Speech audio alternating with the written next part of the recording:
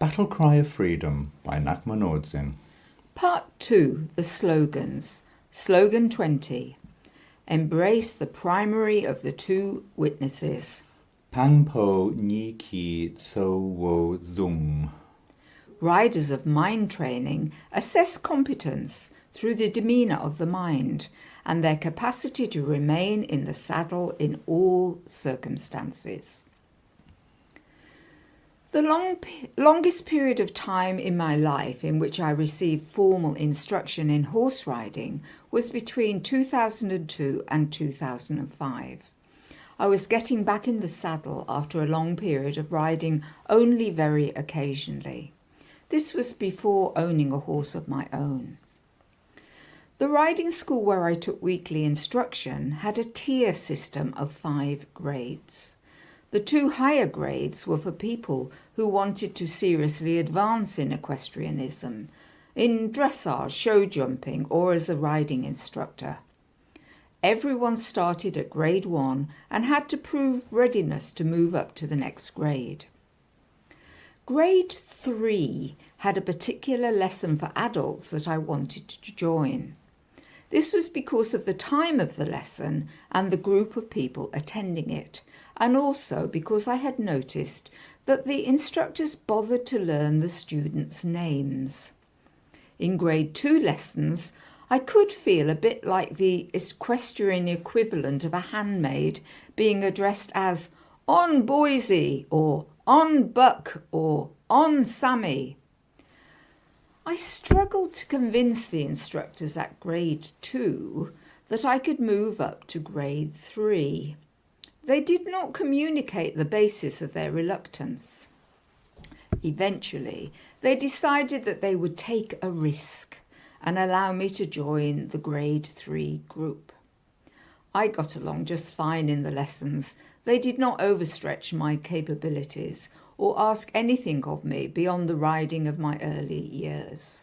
My experience at another riding establishment during that same period of recommencing riding regularly was in sharp contrast. We visited the Coastal Equestrian Centre now and then to enjoy a beach ride. The first time we rode there, the owner of the establishment, who was leading the ride, turned round in the saddle to say to me, "You've ridden all your life, haven't you?" He regarded me as a most competent rider and would put me on his best and most forward-going horses. Once he put me on a horse he described as built for speed. On that ride, we galloped across the long stretch of flat sand at the beach and then continued a fast canter through the trail between the dunes. I must have maintained balance position for about 20 minutes or more, certainly the longest continuous period I would have ever been in the saddle on a horse maintaining such a pace. It was a most exhilarating and satisfying experience. Togme Zangpo says, "The principal witness, therefore, is an unembarrassed look at one's own mind. To examine oneself thoroughly with an honest mind and have no cause to feel ashamed is a sign of having trained the mind." It is difficult to make sense of these opposing views of my competence as a rider. In the end, I had to judge my capabilities for myself. I knew that I had the skill to stay in the saddle and ride through most eventualities. I had the capacity to develop a workable relationship with a horse. My riding may have lacked classical elegance, and I always struggled with leg wrapping rather than gripping with the knees, but I was a competent rider. Judith Leaf says, "It is easy to become so used to looking for the approval of others that we lose confidence in our own self-knowledge.